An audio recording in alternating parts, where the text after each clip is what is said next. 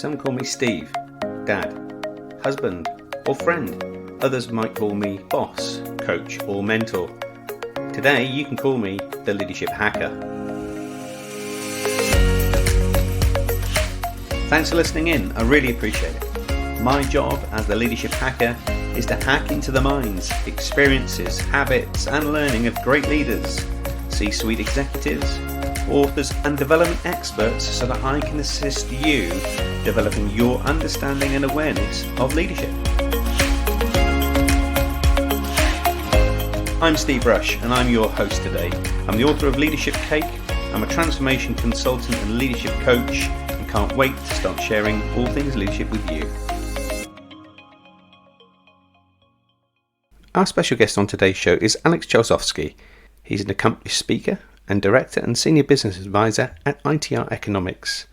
He's a highly experienced market researcher, analyst and economist with over a decade of expertise in subject matters such as macroeconomics, manufacturing, automation and advanced technology, to name just a few. But of course, before we get a chance to speak with Alex, it's the Leadership Hacker News.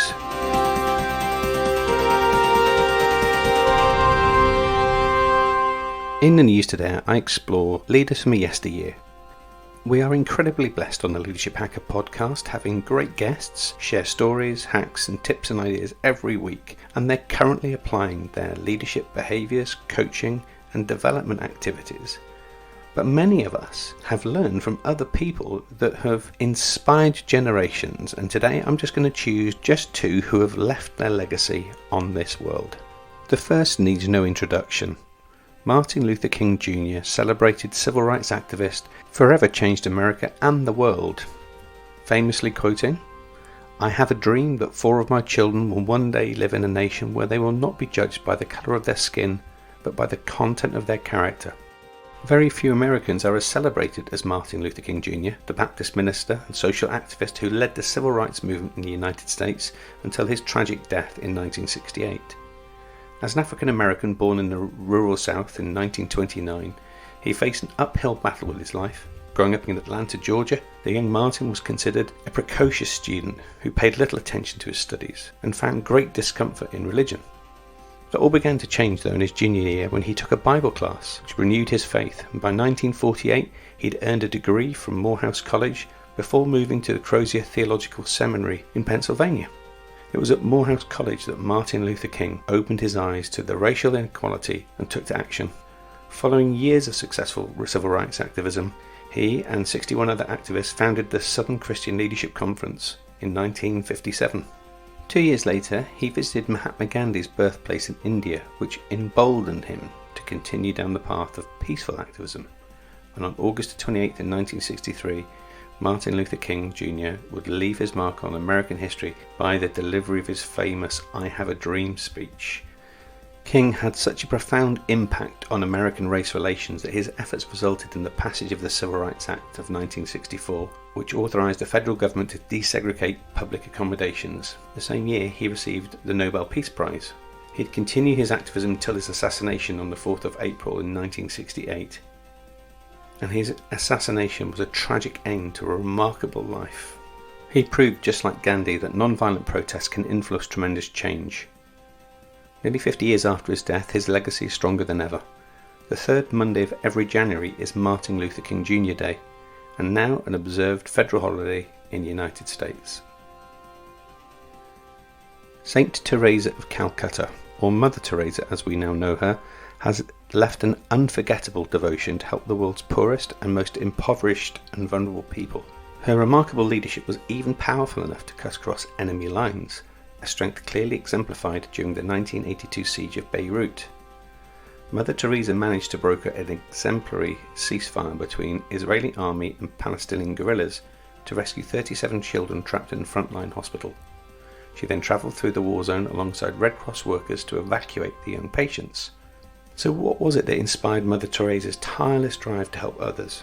Born in 1910, she grew up in present-day Macedonia. Perhaps influenced by her father's death when she was only 8 years old, she'd already decided to commit herself to a life of religion by the time she was 12. Her real journey began in 1929 when she arrived in India and became a nun, and taught at a convent in eastern Calcutta for several decades. In 1943, the Bengal famine, which killed a staggering 2.1 million, was a life-changing moment for Mother Teresa and left an unshakable impression on her. After 20 years of teaching at the convent, she felt a calling within a calling, left her position as headmistress so she could aid the poor. After moving to the slums, and despite the lack of equipment and supplies, she found a way to open a school for poor children, teaching them to read and write using sticks in the dirt. Her efforts did not go unnoticed. A new community soon formed around her, opening hospices, clinics, orphanages, and within a few years her mission went global. By the 1970s, the congregation was helping orphans and those afflicted by addiction, poverty and disability across the world, and in 1979 she also received the Nobel Peace Prize for her work to overcome poverty and suffering. Mother Teresa passed away in 1997, but her congregation continues to live on to this day, spreading her word and her vision, serving those in need. And in 2016, the Catholic Church recognised Mother Teresa as a saint. So two extraordinary individuals whose leadership legacy lives on. That's been the Leadership Hacker News. If you have any news stories or insights, please get in touch. Alex Chausovsky is our special guest on today's show. He's an accomplished speaker, senior business advisor and director at ITR Economics. He's a highly experienced market researcher and analyst who's consulted and advised companies throughout US, UK, Europe, Brazil, China, and for the last 15 years has featured on NPR, the BBC, and the Wall Street Journal. Alex, welcome to the Leadership Hacker podcast. Thanks so much for having me. So delighted that you've been able to join us on the show. What might be an interesting insight from our folk is to how you've ended up doing what you're doing now. What's your backstory? It's an interesting one, to be sure. So I emigrated to the United States from Kiev, Ukraine, when it was still part of the former Soviet Union. I was 10 years old at the time, and we became refugees for about a year before we were actually able to enter the United States. But that process of going from an upbringing in communist Russia to the capitalist society that is Europe and then the US was a fundamentally transformative one for me, and really is a big part of who I am today, of why I chose the career that I chose for myself, and really the way that I view the world through that lens of opportunity and seizing on the opportunities when they become available to you, because you have to be grateful for that. And, you never know what's going to happen tomorrow. So you got to take your chances when they come. I bet you sure do. So that must have been a really challenging time for you and your family, having to go from what you knew to be true at the time to then finding this whole world of discovery as you kind of started to bump into new things and new ways of doing things and new insights. How did you and your family kind of transition through that? Well, I think the transition was much more difficult for my parents. You see, they were in their mid-30s when we left our previous life behind. They were both highly educated. My mother was a concert-level pianist and my father was a graphic designer, but we only spoke Russian. And so when we left the Soviet Union, they essentially made the decision of venturing out into the world, not knowing where we would end up or how they were going to take care of the family from a financial perspective. So to them, I imagine it was much more stressful in terms of putting a roof over our heads and making sure that there's income to provide food and to cover all of the life expenses that we were going to have wherever we ended up. For me, being a 10-year-old kid, it was the adventure of a lifetime. And so I looked at it exactly as you mentioned, through this lens of discovery, through this lens of adventure, and all of the new experiences that I had, whether it was while we were living in Vienna, Austria for 3 months, or in Santa Marinella in Italy for about 7 months. They were, these things that truly transformed me from a shy kid living in the confines, under the ceiling of the Soviet regime, to someone that believes that as long as you work hard and are willing to do things that others might think too lowly for themselves or not willing to do, then really there's no ceiling to what you can accomplish. And so that's been a big part of who I am. It's been a big part of my career. And certainly I'm hoping to pass that mentality and that outlook onto my kids now that I'm an adult myself. That's a great lesson to have. And of course, we always talk about leadership in this sense, but actually leadership is a behavior in my experience, not a job title or a role. And I would imagine both you, even though you might have only been 10, and indeed your parents would have gone through loads of leadership learning and lessons along the way, right? Absolutely. Absolutely. Yeah, I can think of many instances, both while growing up and as I entered the job market and as I went through college and got my master's degree, where it really required someone to step up to seize on an opportunity. And I believe that my experiences growing up and the transition from Soviet Russia to the United States really made me very well adapt at recognizing those opportunities and then acting on them. There's a really funny story that I can share with you that is a perfect example of this. My first job in America was at 14. Back then, they weren't too careful in terms of checking the age. So I started working for the McDonald's Corporation when I was younger than I was supposed to. And essentially, this environment required, starting at the very, very bottom. So I started mopping the floors in the dining room of a local McDonald's by my house.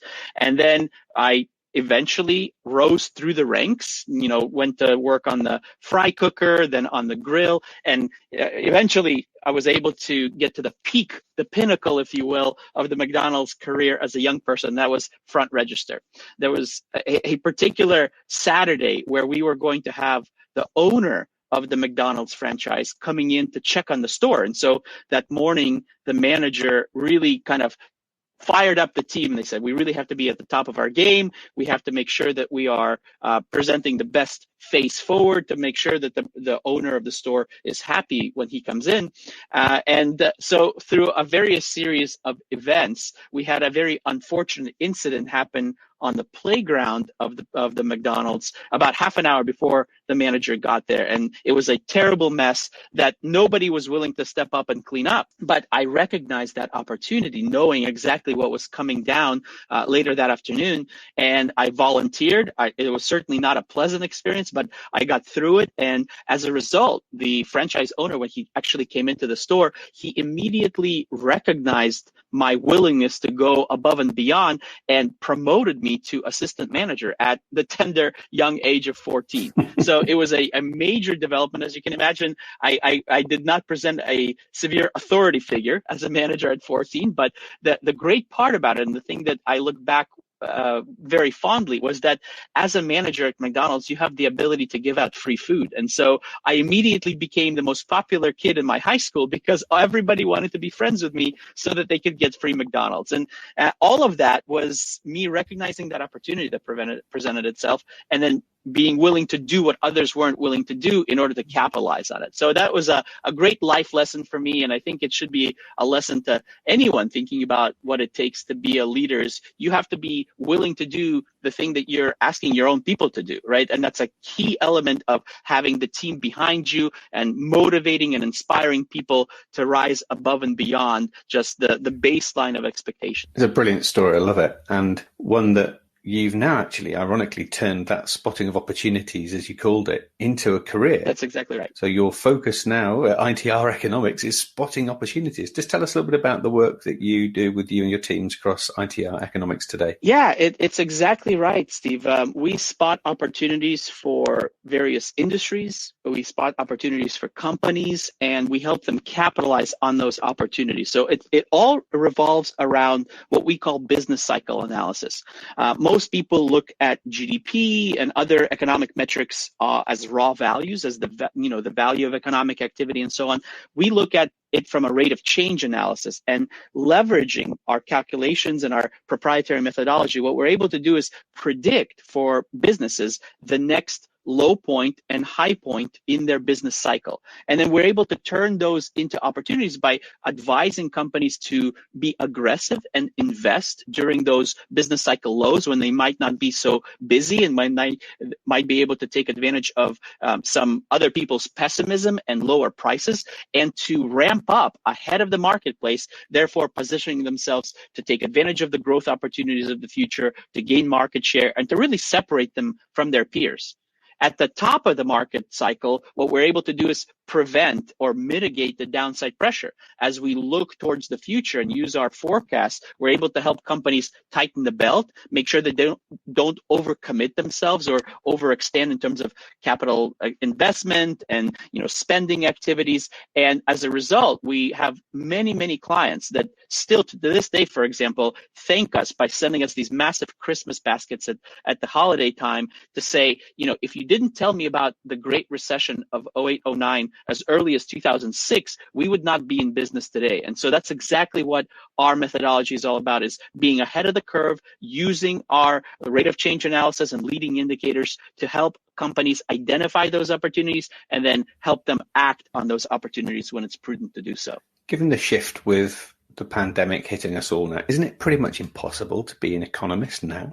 It's really interesting that you say that, because logically speaking, I get where you're coming from. But the reality is, when the pandemic first hit here in the US, we reacted right away. And now, in hindsight, as we look at the results of our forecasts, we know that our methodology held up. Despite the disruption, despite the black swan nature of those events, we generated a lot of forecasts in the mid-March of 2020 timeframe, and we've now looked at the performance of those forecasts all the way through the end of the 2020 calendar year.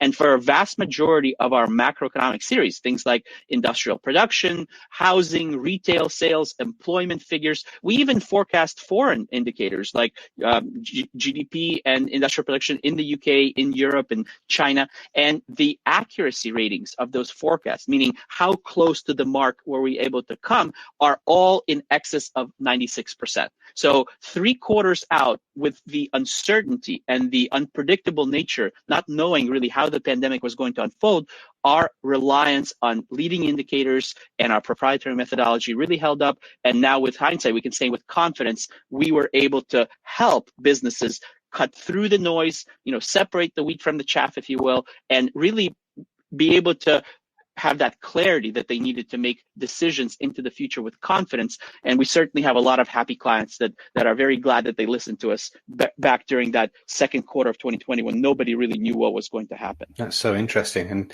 data, of course, is being relied on more and more as organizations realize the value that data has for them. How would you say the pandemic has shifted how we really use data and how we respond to it at the moment? Well, I think in my observation, because half of what I do is deliver presentations at industry events and, boardroom meetings, and the other half is working directly with companies on a one-on-one basis, advising their CEOs and CFOs and as well as COOs in terms of what they should be doing based on what we're seeing in that economic landscape. And I can tell you that the key difference that people have taken from this pandemic is they can no longer trust their guts. Before, I would say most people relied on input from their sales teams or kind of, the feel of the marketplace as they're doing their day-to-day activities. But right now, most business owners are convinced that they have to be data-driven decision makers. They can no longer trust that instinct or their guts. They have to use reliable, hard data to make those good quality decisions. And that's exactly what we help them do. Of course, data, charting, indicators, they're pretty pointless unless you've got a leader who's receptive and who's bold enough to want to use them. What's a kind of typical conversation you might find yourself having to get people to move away from maybe using their gut to relying on data? Well, I think in most cases, we tend to work with small and medium-sized companies, and a lot of times the business community in general and leaders in particular tend to think, I am unique. My company doesn't perform the way that the economy does or the way that an entire vertical market might. And so it takes an overcoming of some of those preconceived notions by showing them that there really is a cyclical relationship that exists between your company, the market that you operate in, and the overall macroeconomy. And in most cases, when we talk about businesses of 3 million upwards of 500 million, there is a correlation between the business cycle overall and their performance. Sometimes there's a lead-lag relationship, as we call it, which means that the business either leads the economy as in the case of companies that are involved, for example, in housing market construction. And there are other sectors that lag the economy. So understanding that timing mechanism is absolutely key. But once we are able to establish clearly in the mind of the decision maker that there is this correlation, then they're much more likely to look at the economic data and incorporate it into their strategic decision making in order to make better informed decisions rather than going by their gut or by the latest news through the grapevine that they might be hearing about. So how do you go about predicting the future that hasn't happened yet using historical data, such as particularly in the last 12 months or so where it's been so erratic? Well, so it's really interesting that we have these series. We call them leading economic indicators. They're essentially data series that consistently and accurately predict behavior in other series over an extended period of time. So I'll give you a few examples.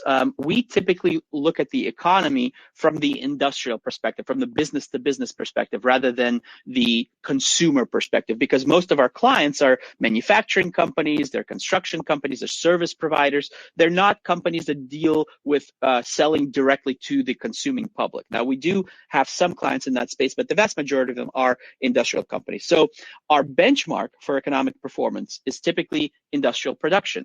There are at least a dozen series that lead industrial production by at least 6 months or more. And in some cases, they have this predictive ability of upwards of 12, 15, in many cases, more than 2 years into the future. And they're series that most people don't track, things like corporate bond yields inverted for prices. We've got export activity. We have stock market performance. The purchasing managers indices are very popular. But even things that I mentioned already, like housing market data, that typically predicts 12 months into the future what the macroeconomic cycle is going to do.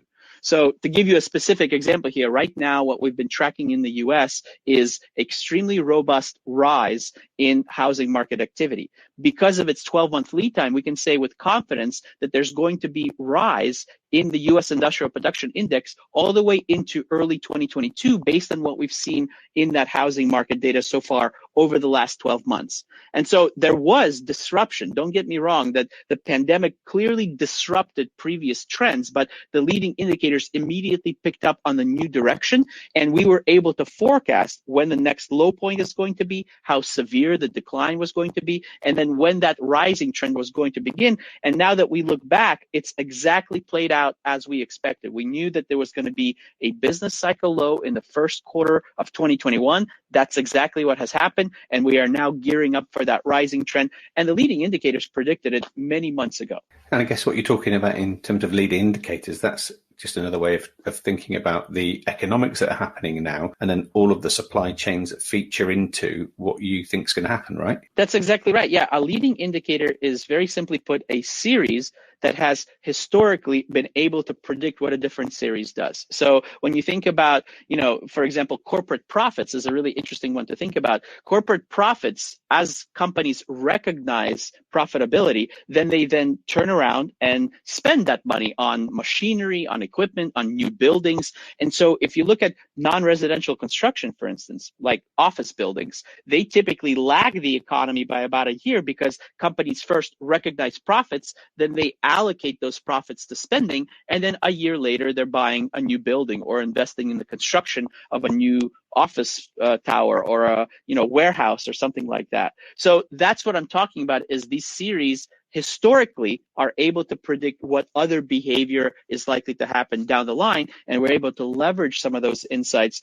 to accurately forecast performance of both the macroeconomy as a whole and of key industries, to help companies make those good quality decisions at the right time. So if I'm a business owner or a business leader and I'm exploring using data maybe for the first time or using data in a different way, what's the best way you would encourage me to adopt it or to look at it? I think the key is to start with your own performance. We have a great section on our website, www.itreconomics.com/methodology, that teaches you how to track your own sales or unit volume shipments or whatever metric you think is important gauge of performance for your company. Look at how to calculate your rates of change, plot that visually, and then how to identify leading indicators for your own business. So series that will actually help you predict what your revenues are going to be 2-3 years into the future.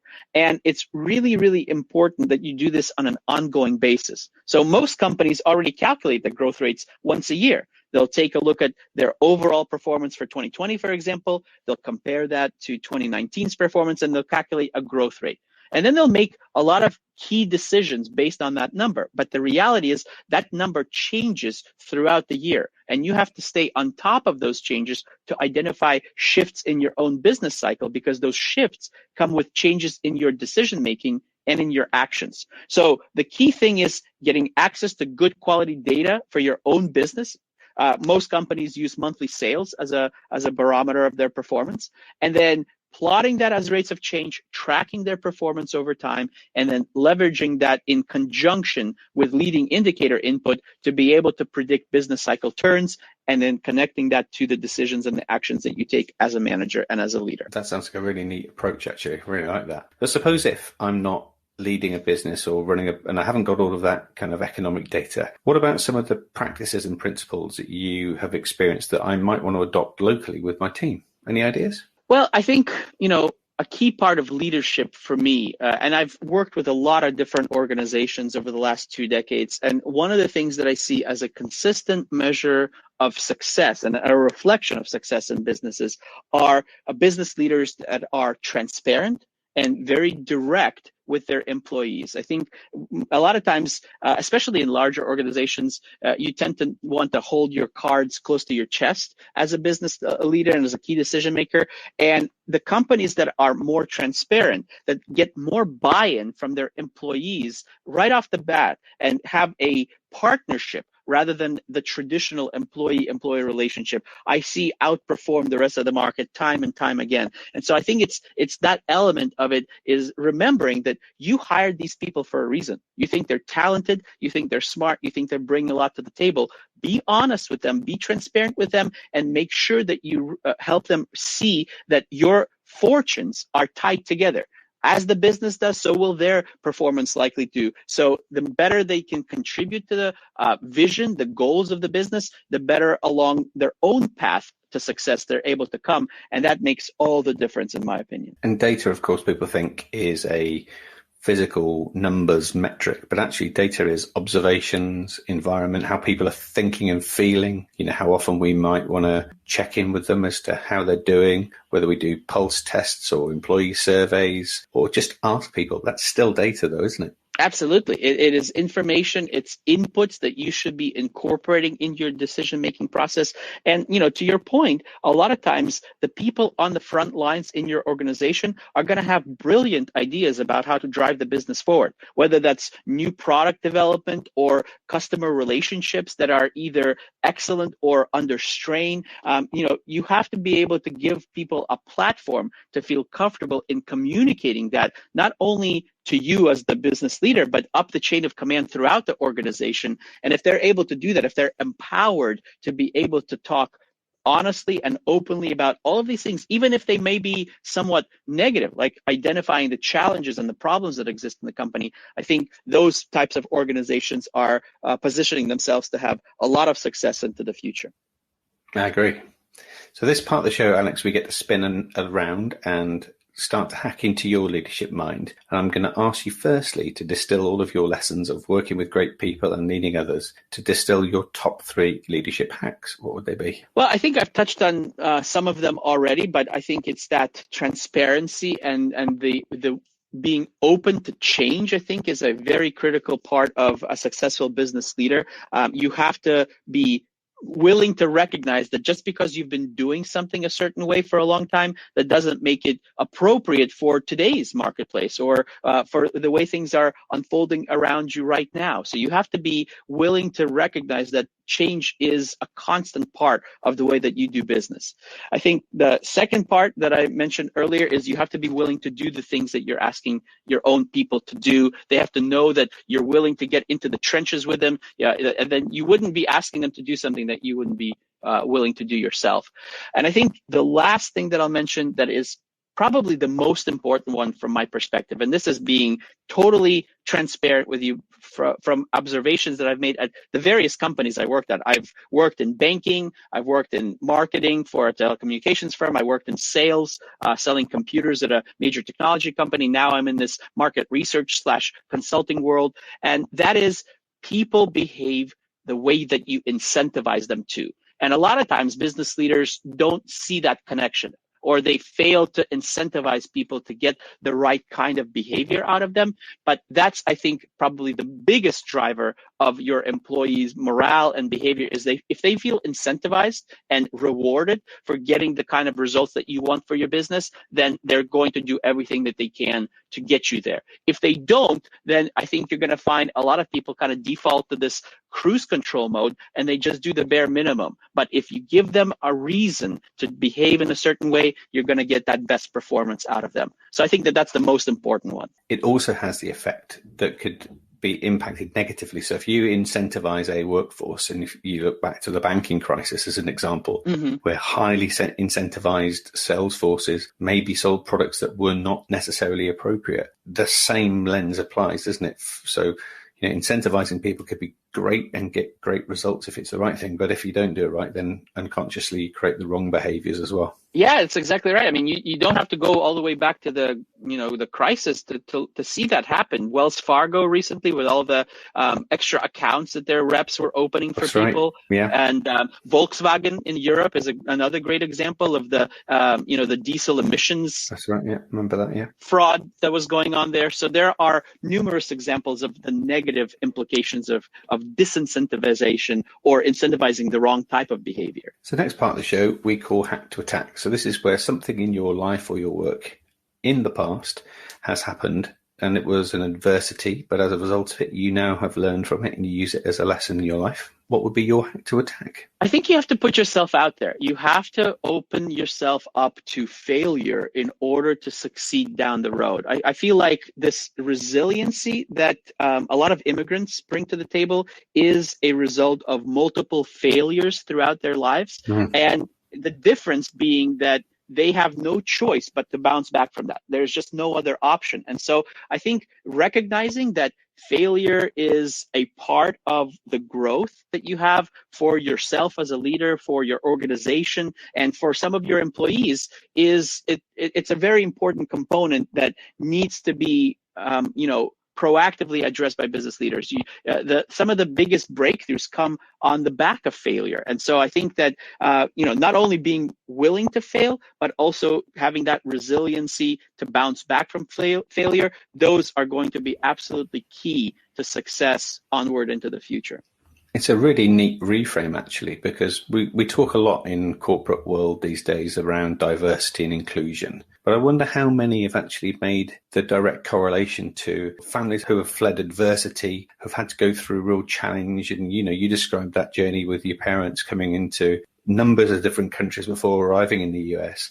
That is going to create super strong foundations that you learn from. And I just wonder if organizations are aware enough to tap into that consciously right now. What's your thoughts? I think that there are organizations that recognize this and they tap into it, and those are very successful organizations. And yet others are, I think, in that grouping that I mentioned earlier. Well, we've always done it a certain way and we're going to continue to stick to that because it has worked for us historically. I think in general, this idea of people that have been through the ringer are going to be tougher and more resilient within your organization does need to be recognized on a broader scale than it is right now. But I think that the momentum is there for that to happen. We live in such a globally interconnected world. If you look back just, a couple of decades ago, the typical makeup of businesses was much less diverse, and both from a racial perspective and from a gender perspective. And I think that there is this increasing, awareness of the benefits that, diversity brings to the table and inclusion brings to the table. But as with many significant changes that companies go through, it's going to be generational. It's going to take time for everybody to, kind of adapt to that. And I think, interestingly, in the US, we've got this baby boomer phenomenon. Over the next 10 years, you're going to have 10,000 people per day retiring, and a lot of those people right now are in leadership positions. That's right. They're owners of businesses, they're managers, they're CEOs. And I think as the next generation, as my generation, Gen Xers, and then millennials behind us step into those leadership roles, you're going to see a hugely different perspective on the behalf of those younger leaders. That's not to say that there aren't plenty of very aware and very woke, let's say, leaders in the baby boomer generation right now. But I think it's going to be even more acute when you see some of the younger folks take those leadership positions. And I would hazard a guess that there's lots of data that sits behind that to help organizations start to think about how they're hiring and for what reasons they might be hiring. Yeah, there absolutely is. Now, that's not an area of specialty for us at ITR, but we do have partner companies that can help with that. And certainly businesses need to think about that. They need to think about the fact that, most of the products and most of the customer demand that's going to happen, let's call it even in the 2030s, is something that's going to look drastically different than what they're experiencing right now. So they need to be willing to position themselves, take that vulnerable spot of being open to significant change, because as we know, companies that don't change are often left behind. And so if you don't want to be one of those businesses, you've got to continue to evolve. And this diversity and inclusion is a major component of that evolution. Yeah, it is. And I'm going to call it here first that I think that the group of people that are in high school education now are going to be the next generational shift. So we have a workforce now of Generation Z that are in the workforce that have been born since the new millennium. And this change in what we've suffered in the last year, I think, will spurn the next generation that will be more resilient and will be more thoughtful. And who knows what the future holds, right? Yeah, you're absolutely right. I mean, it'll be fascinating to see what Generation Alpha is going to bring to the table as they mature. And, every generation has this transformational moment. But I think you're right. It's the pandemic was such a, scale level event and so disruptive that it's going to be very difficult for the young people to not put things in relative context to 2020 and the disruption that brought to our lives. Very wise words.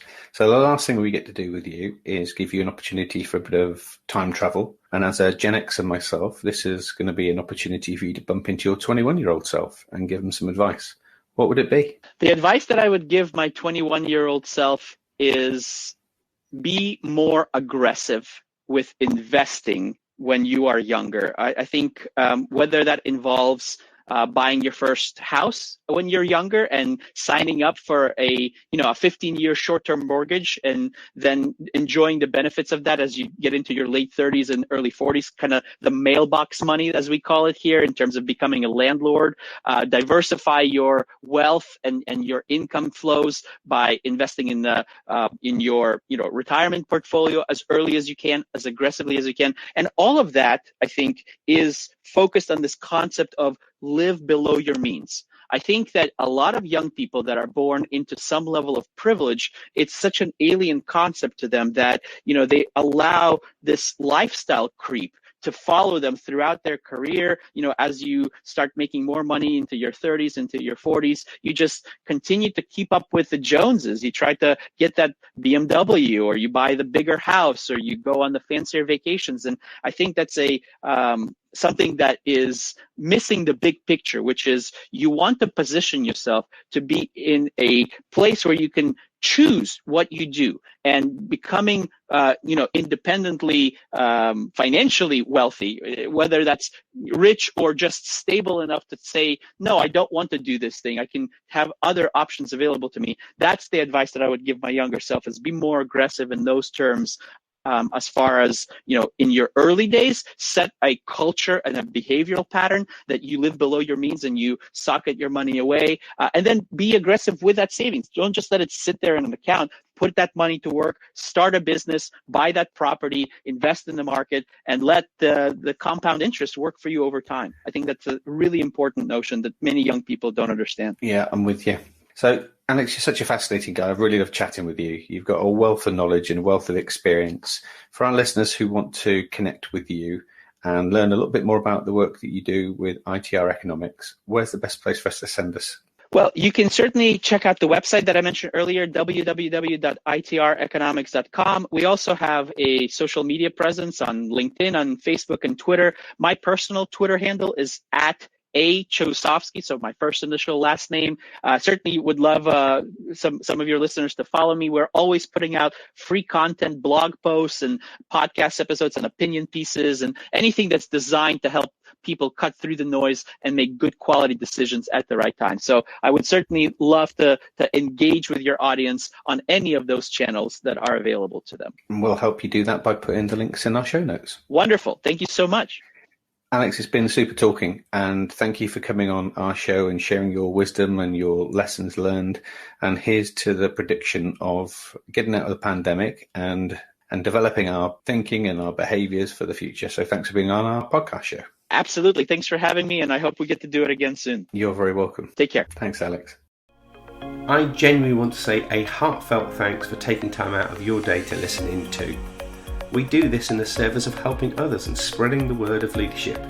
Without you listening in, there would be no show. So please subscribe now if you haven't done so already.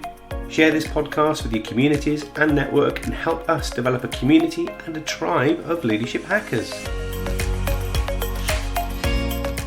And finally, if you'd like me to work with your senior team, your leadership community, keynote an event, or you would like to sponsor an episode, please connect with us via our social media. And you can do that by following and liking our pages on Twitter and Facebook. Our handle there is @LeadershipHacker. Instagram, you can find us there at @the_leadership_hacker. And at YouTube, we're just Leadership Hacker. So that's me signing off. I'm Steve Rush, and I've been the Leadership Hacker.